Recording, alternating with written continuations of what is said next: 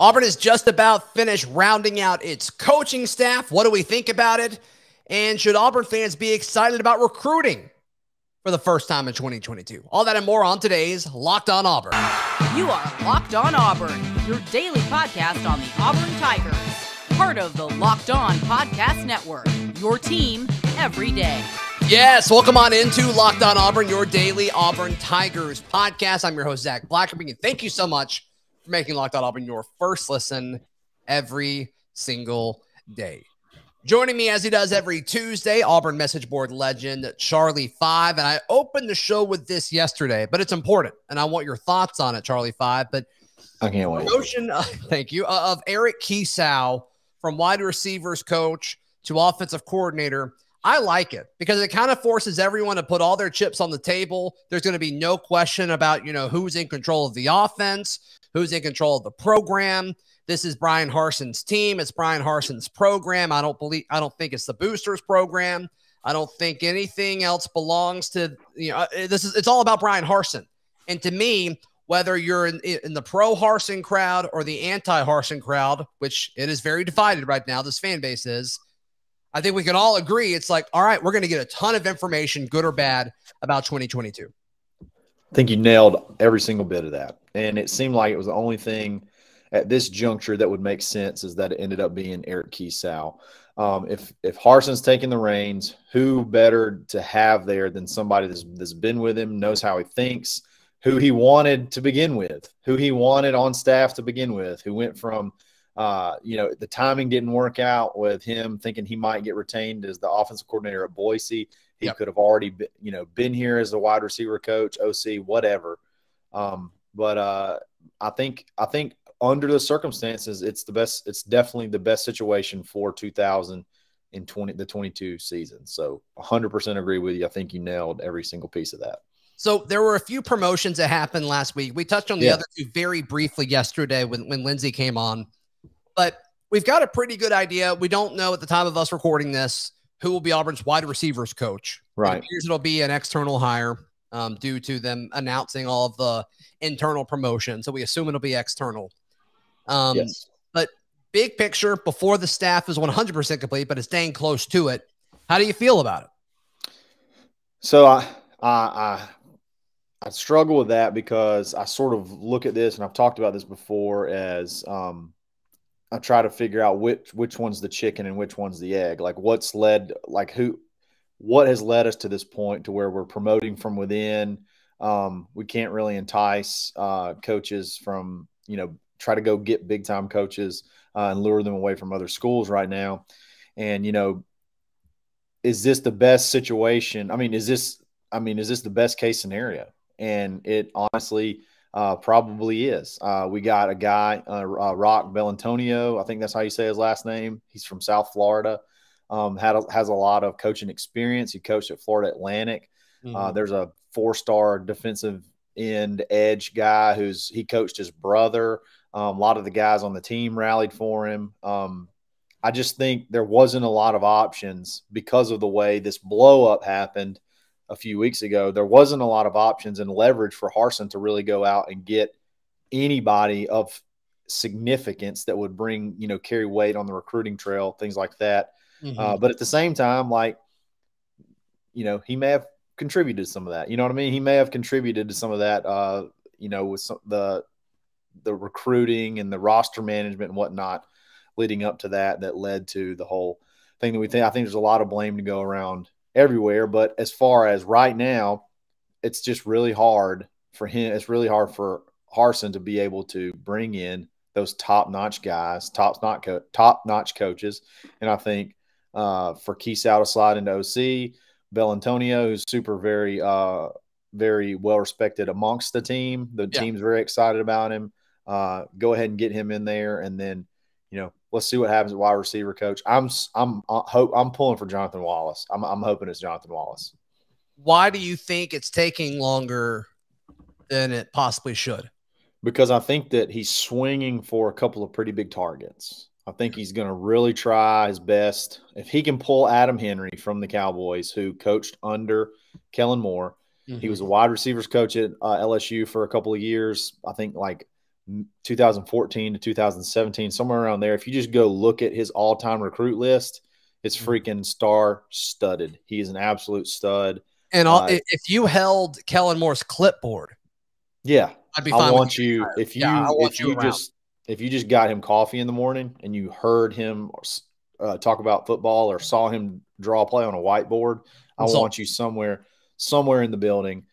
So that would be a monumental hire. Under the circumstances, that would really blow me away. And then you got Billy Gonzalez, who's also a pretty well-known recruiter, coached under Urban Meyer, Dan Mullen. Right. And then you got Jonathan Wallace. So I think that you could pretty much snatch up if it came to that. But I'm sort of pulling for him because I just feel like having a guy from Central Phoenix City on your staff, a lot of state connections, maybe help repair some bridges that not necessarily were burned, but maybe left unattended. Let's get him in here and get to work. Seems like we never get the Central kids. And never. Like my wife used to teach there. Like, yeah, there's some really talented dudes. You go to a Central high school game and it's like, man, there are like 7 college players on the field right now, and none of them. You could take 3 of their best players. You could just take their 3 best players every single year. Just no, like don't even ask questions. Just say, I'm going to take Central's 3 best players every single year, and you're going to have 12 to 15 dudes that are just going to be studs. You're going to have 12 to 15 studs for every single year. Yeah. I mean, if you add Central's best 3 players to, this current class, you're in the top 15, probably. Absolutely. So I think that's a good way to put it for sure. But, the biggest thing from as far as the coaching staff was keeping Zach Etheridge. And I think if we look at that, like, okay, he went out and got somebody with the caliber of Zach Etheridge, which is essentially what happened when he gave him the promotion, is he rehired Zach Etheridge. And I mean, that's the win of the offseason right now. Huge. I think. And there's a few of these, grad transfer guys I'm really excited about. Like, I think Jason Jones is going to have a really good role on this team, but like, you could definitely make the argument that was the biggest win of the offseason so far. Oh yeah. And then to assign him 2 titles, associate head coach, and assign him recruiting coordinator, or basically the lead recruiter on the staff. He's the one that's going to do the majority of the talking, the majority of the relationships, telling people who to go where, helping, strategize over the recruiting board, understanding his value there, and given that title, which I'm not even sure we had one of those last year, but already saying, I'm going to put the recruiting in the hands of Zach. I understand the value of Zach. I understand the value of recruiting. So I'm going to give him the full reins there.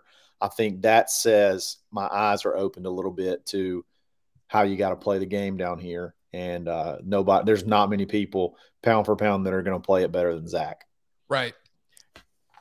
And I think you look at the recruiting class and the new rules as far as NIL. I think he knows how to use it. 1,000%. 1,000%. You agree with me there? Yeah. I think that's going to be something that really helps. Absolutely. No doubt about it. And there's some buzz happening in recruiting. We'll talk about that in just a moment. And also, we'll be joined by Zep Jasper, Auburn guard. Hey, football's over, but basketball is not, and you can get in on the action at betonline.net, as BetOnline is the #1 spot for all of your sports betting needs. It's the best spot for sports scores and news this season and all year round. BetOnline.net is your source for hockey, boxing, and UFC odds. You can head to their website today or use your mobile device to learn more about the trends and the action. Check it all out at betonline.net, where the game starts. Charlie 5, a little bit of a recruiting buzz, which is exciting. Sure.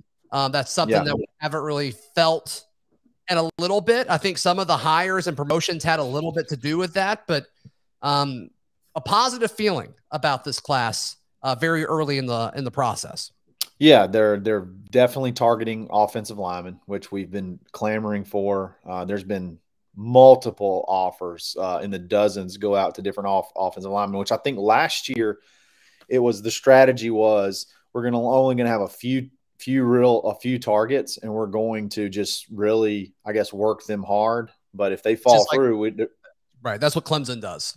if they fall through, we don't really have much of a backup plan. We're casting a wide net. And what we're finding is that there's a lot more people out there that are interested in Auburn, in the brand, than maybe that Bryan and those guys would have ever known, because they, didn't cast that wide net. So letting Zac and those guys get to work and go out and pick their, sort of pick their rooms and give those offers out. Looking at mid-March, early mid-March, I think somewhere around like the 10th, midway through early part of practice, they're already planning a huge recruiting weekend. And I think we're going to already have some commits. There's probably some already on board, some that'll be announced then. That's kind of what the buzz is. And, that's what this is all about. That's what this part of the year is all about. And we're seeing it happen. We're seeing it happen. We're starting to see that where our eyes are open. We sort of realize that we can't just expect the kids to come here. We have to work. We have to go after it. And they seem to have a little bit of buzz right now. Believe it or not, with everything that's gone on, it's great. There still seems to be buzz. And I think a lot of that may have to do with kids are not necessarily fans. These players are not necessarily fans. So they're looking at players. They're looking at the players fighting for this guy and going to play paintball with this guy and all this, tweeting that we support, going to the board of trustees or whatever they did to talk and defend them. The kids are watching that. The players are watching that from our players. So I think that has weighed. That has shown that, hey, this guy is somebody that I'd like to play for. Right, for sure. Did you hear that? That dude just commented getting mad at you for saying Bryan instead of Coach Harsin. Oh, yeah. My bad. Did you hear him? Yeah. Shout out there, and thank you for listening. We really appreciate it. Thanks. But the video that the social team did about Harsin being all decked out in the paintball gear, terrifying. That is a net positive. There's no question about that. I mean, holy cow. If I would have been on the other team, I would have been like, I'm not playing this round. I'm just sitting it out. Two things that were intimidating force. Holy cow. Two things that were absolutely terrifying. Bryan Harsin in military fatigues, looking like G.I. Joe. And then some dude, I have no idea who he was playing paintball in a wife beater. That is a psycho. You are an absolute, I don't know who you are, but you're a psycho. I'm not playing against that guy. I don't care what position he plays. He needs to be in the starting lineup. You look at that, it's like, that's a man with nothing to lose. Like, holy cow. No fear whatsoever. Paintballs are not soft at all. No way. No way. And it's a white paint, so like you don't blend in to anything. Yeah, he's like, I know you see me, and I don't care if you hit me. And I don't even care. What that says. Put that guy on the D line. Holy cow. I don't care who it was. Put him on there. It's a big deal. It's a big deal for sure. It's good stuff, though. It's good stuff to see. Taking things, maybe taking some criticisms and using them in learning. I did not expect to see that. I didn't think Harsin was that kind of guy. And we said we both agreed that was the best case scenario. Is Harsin gets retained and then he adjusts what he needs to do. Yeah. And he's done that so far, I think. So far he has passed the test. So far he's doing the right things. He's saying the right things, and not just saying, but he's actually doing. And then how does this? I'm so fired up to see how this mid-March little junior day makeup session from the early disaster that turns out. Then how finish up spring, hit that portal, and I think I posed this question earlier, and I'm curious to get your opinion. So taking everything we've seen so far, yes, you go and you add the guys you got to add in the portal. You go get 8 or 10 guys that can play. You close on targets. You're not taking a ton of backup plans. You single out some guys and you go get them. You build up the momentum in the summer. You roll into the season where you've got 6 to 8 commits, very well, like filling a lot of different needs, a lot of positive momentum. You're competitive all season, just like you were this past season, but the results are not quite what you wanted to be. Maybe say 7-5. How do you feel? How do you feel knowing that the off the field roster management stuff is moving in the right direction? Does that make you feel better, worse with a in 7 if he goes 7-5 with this roster, keep him. I mean, like, I think that is enough proof of concept where it's like, this is the dude. Auburn can win with this guy. And especially if he's showing that he can recruit at a higher level than what happened last year. Yeah. I think you're happy with that. If you go 7-5, I think you're happy with that. And 8-4 has been the number, Charlie 5. That's been the record I've heard the most of. I think it's 7-5. I think if he goes 7-5, he's good. If it's 6-6, he may be. That's just kind of my gut feeling. Yeah, I think that it all depends on. Personally, if I'm making the decision, it all depends on the off the field roster management stuff. Are we hitting high schools? Are we talking to coaches? Are we still pushing recruiting every single day like our hair's on fire? Right. Are we continuing this buzz? I think to me, winning, like all these coaches are great coaches. You know what I mean? Like they're all great. Like you can only X and O yourself so far. You know, so you know, the better he is at getting talent, the better the results will be on the field. I don't necessarily see this season as so much of a barometer of where we're going. I wouldn't care if we had a losing record. If we had a losing record, but we were competitive, but he's putting the pieces together like he's supposed to. I don't care about those like immediate results because I know how the formula works. I know how this whole thing works. And I would be patient enough if I see the off the field stuff going, which it seems like we may be headed in that direction. I think so.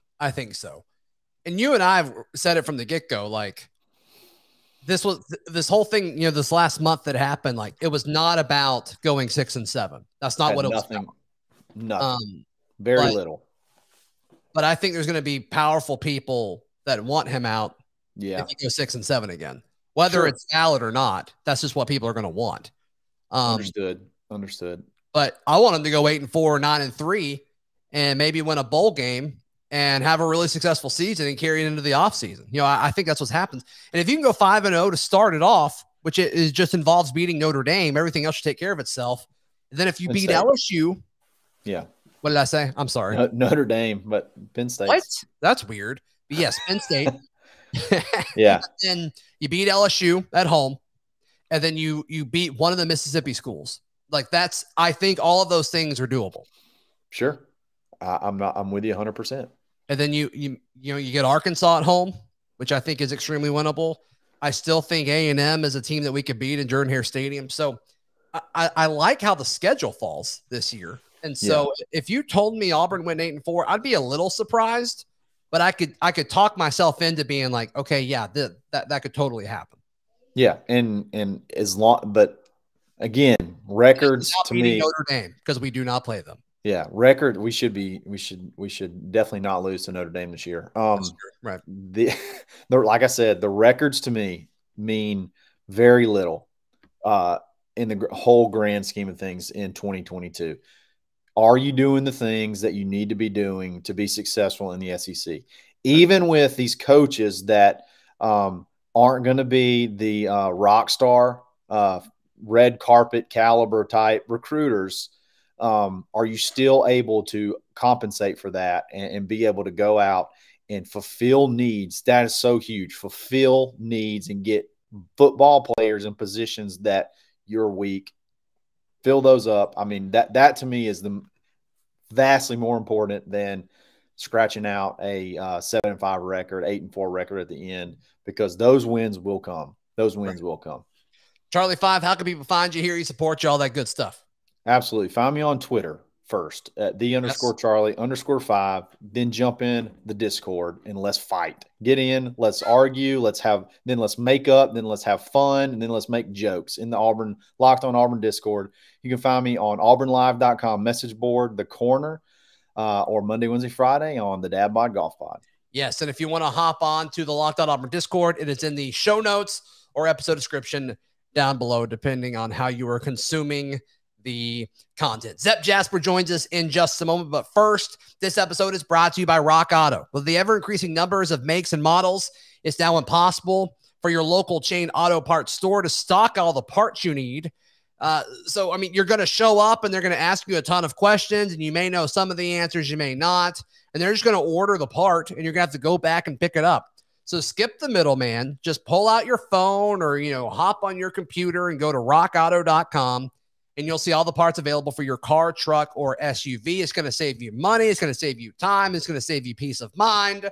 So be sure to check it out and go explore their easy-to-use website today to find the solution to your auto parts needs. Go to rockauto.com right now, see all the parts available for your car, truck, or SUV, and write Locked On Auburn in their How Did You Hear About Us box so they know that we sent you. Amazing selection, reliably low prices, and all the parts your car will ever need at rockauto.com. And joining us now here on Locked On Auburn, Auburn guard Zep Jasper. Zep, that was a tough one on the road. It's hard to win in Gainesville. What's kind of the mood of the team after Saturday's kind of close loss? The mood for the team, we was kind of devastated that we lost. We knew we didn't play our best. We had a lot of turnovers, a lot of things we didn't execute out there. We just looked a little sloppy, and we kind of knew, after we lost that game, how bad we played, and we still had a chance to win the game. That was the biggest thing.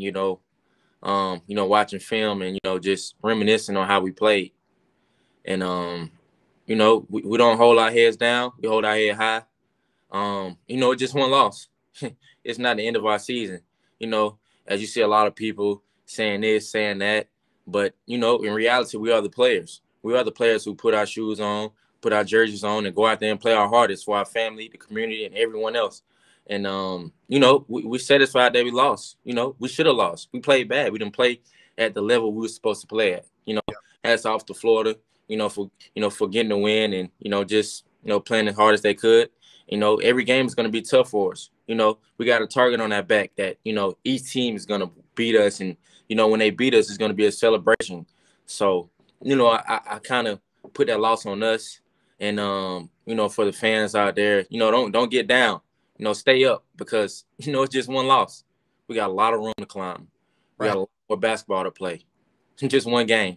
So don't let this one game get to your head. Don't let this game say we ain't this, we ain't that. We're still Auburn. We're still who we are. These type of games makes us even stronger. I look at the Baylor team from last year. You look at it. How many games they lost? They lost 3-4 games. Why can't we be that same team? Even at the loss, like I say, I don't like negative comments. Keep positivity, because when we winning, it's all positive. But when we lose one game, it ain't positive. So I just want people, keep the same energy, keep it flowing, keep it flowing. We love positive energy, no negative energy. So, I always think it's good, to get one loss out the way and, kind of reminisce on, things, because you never know. We might see them again. We're looking forward to seeing them again. Yeah, I think there's a chance you see Florida and Arkansas again. I think it's a very real opportunity. I know you guys would love the opportunity to play both those teams again. Zep, you mentioned last year's Baylor team, who ultimately went on to win a championship. I think there's a lot of similarities between you guys and that team a year ago. Physical, very, very good on defense. Almost love playing defense, from 1 to 5 on that side of the court. Yep.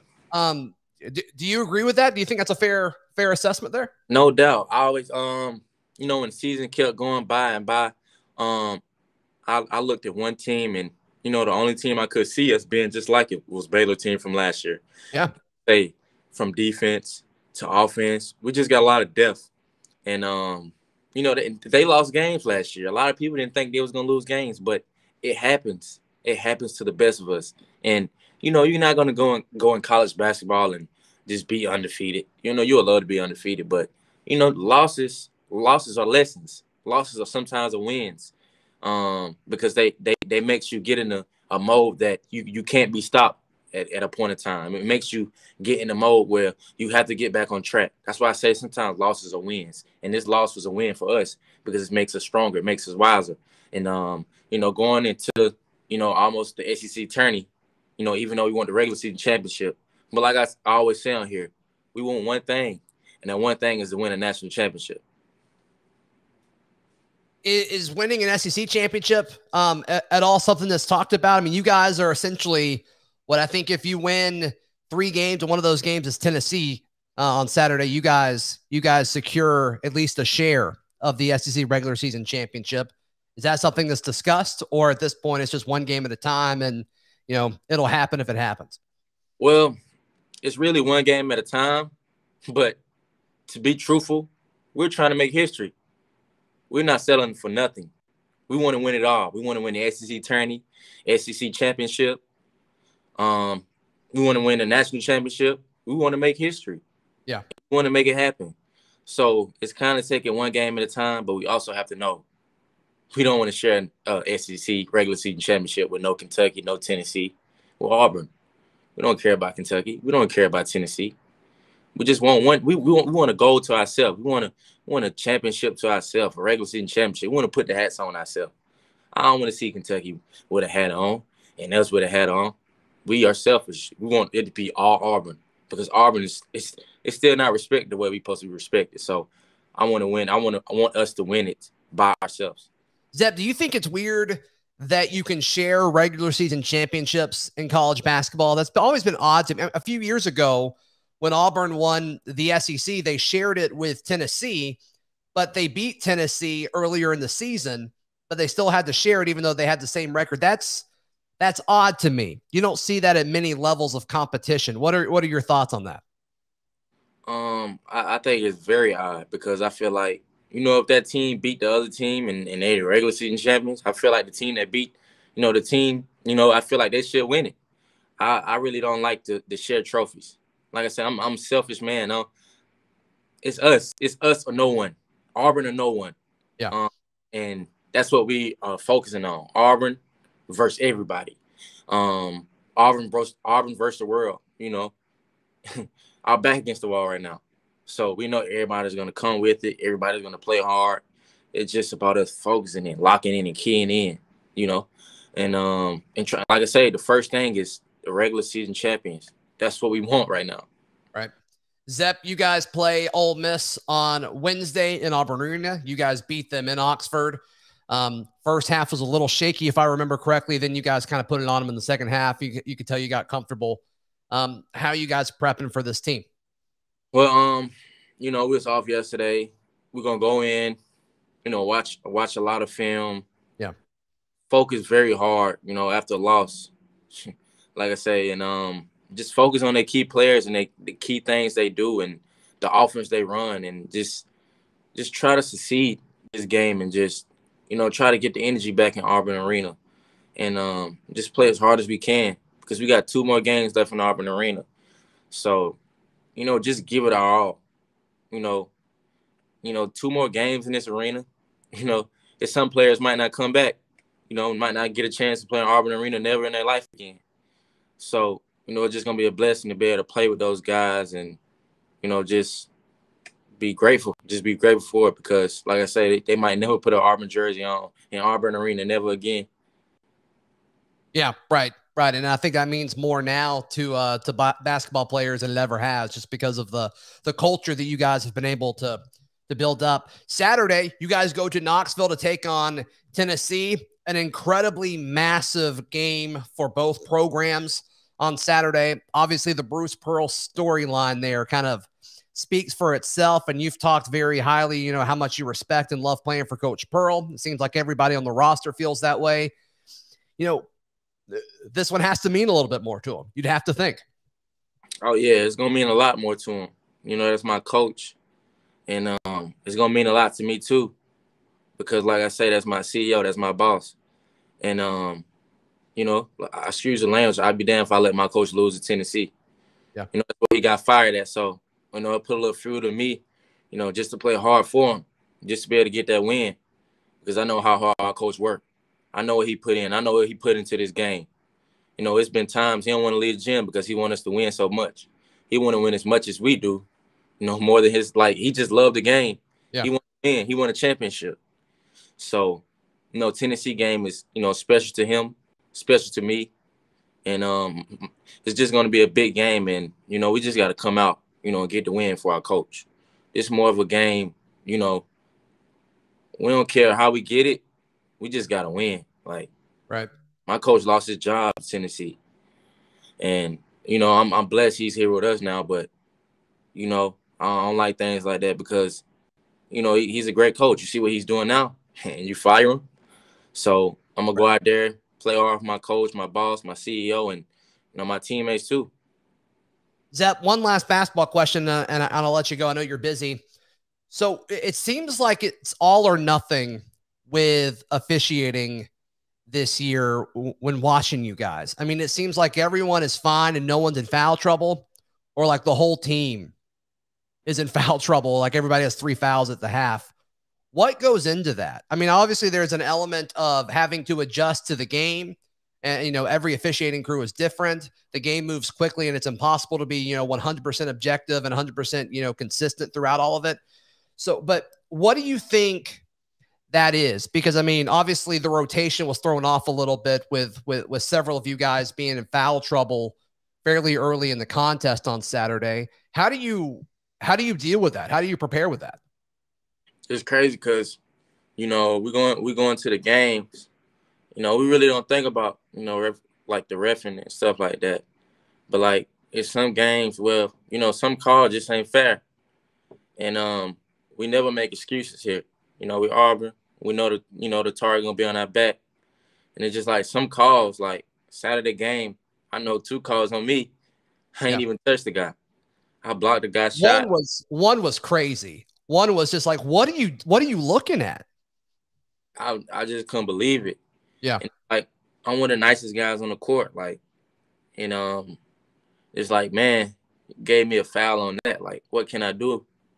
It's like, I ain't do nothing to nobody. I just want to win the game. And you call a foul on me like that. But I think it's interesting, that the refs, be targeting us just maybe because we are, maybe because we so high ranked or whatever the case may be. But, it's just crazy. Last 3 games, we've been in foul trouble. And it's like the whole season, this never really happened. So I just think I don't know what it is, but I think it should be changed. I think it should be looked at because stuff ain't right. That ain't right for us. Yeah, I mean, throughout the whole season, you have done an incredible job of playing aggressive defense while not drawing any fouls. I mean, that's pretty incredible what you've been able to do. And then you're doing the exact same thing, and then nothing. Then they're starting to call a little bit more, which is ridiculous. You and Kessler seem to be the folks that have been singled out over the last few weeks. No doubt. Me and Walker, we're the best 2 defenders on this team, and it's like we get foul after foul, and it's just like, how come us? Like I said, we're one of the 2 nicest players, like, in the nation. Sure. In the nation, we don't say nothing to nobody on the court. We just handle our business and just go. But for them to do us like that, it's not fair. I'd rather for it to be called a fair game. Like, we respect referees and who they are, people they are, and just it should be fair.